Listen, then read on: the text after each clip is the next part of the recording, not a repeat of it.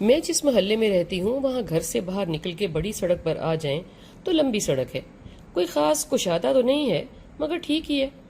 آنے جانے کو دو الگ الگ سڑکیں ہیں۔ رہنے والوں کے بختوں نے جب ساتھ نہ دیا تو یہاں سڑک کنارے ایک شادی ہال بن گیا، جس کا فائدہ یہ ہوا کہ آئے دن بغیر اطلاع اور بغیر کسی متبادل راستے کے نشان کے ایک سڑک بند کر دی جاتی ہے اور آپ کچھ نہیں کر سکتے سوائے کچیچیوں کے۔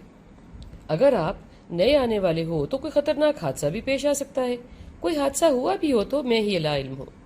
خیر یہ غم تو الگ ہے، غم تو اور بھی بہت ہیں اس محلے کے، اور خصوصاً اس محلے کی سڑکوں کے۔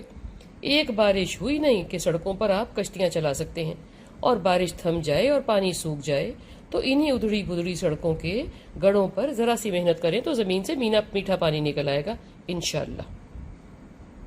مگر بات سڑکوں کی ہو نہیں رہی ابھی۔ ذرا سی سڑک کی بات کر کے میں آگے نکلتی ہوں اور اپنی اصل بات کی طرف آتی ہوں۔ ویسے اصل بات سڑک سے ہی شروع ہوئی تھی نا، اور ہونی بھی سڑک سے ہی تھی، تو تھوڑی سی سڑک پہ بات کر لیتے ہیں۔ خیر بڑی سڑک پر آ جائیں جس کے دائیں بائیں حسین ہرے بھرے سایہ دار درخت ہیں جو بہت ہی بھلے معلوم ہوتے ہیں انہی قاتلانہ بارشوں سے کے بعد، صاف ستھرے مسکراتے۔ مگر انہی بارشوں میں جو خوبصورت ہری اور نرم گھاس درختوں کے پیروں میں نکل آتی ہے کوئی اسے کترنے ہی نہیں آتا جب تک گھٹنے گھٹنے نہ ہو جائے۔ شاید کوئی غائبانہ ماپ رہا ہوتا ہے کہ کب ماپ پورا ہو تب کینچے کو دعوت نامہ بھیجیں۔ ویسے بھی سخت حبس میں جو سانپ باہر نکل آتے ہیں اب یہ ان کا گھر ہے۔ اللہ سونے کی مخلوق کو تنگ تو نہیں نہ کرنا، مالیوں کو بھی اللہ کو ہی جان دینی ہے۔ خیر مدعے پر آ جاؤں۔ آج میں جو گھر سے نکلی تو میں سوچ رہی تھی کہ ایک مثال بنی ہوئی ہے کتے کی موت۔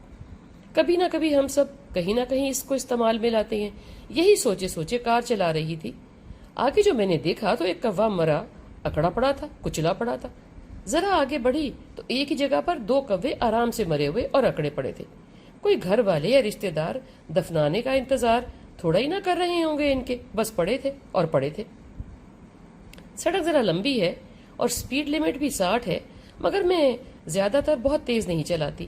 ایک تو ادھر ادھر دیکھتی ہوں بلکہ جذب کرتی ہوں، محسوس کرنے کی کوشش کرتی ہوں۔ ایک اور بات، آگے جا کے مجھے جب ایک طویل سڑک ملتی ہے جس پہ سپیڈ لمٹ ہے 45، میری اس کی بھی پریکٹس ہو جاتی ہے۔ خیر ذرا اور آگے گاڑی بڑھی تو ایک اور کوا مرا پڑا تھا، شاید تازہ ہی کسی گاڑی کے نیچے آیا تھا یا ٹکرایا تھا، اکڑا نہیں لگ رہا تھا۔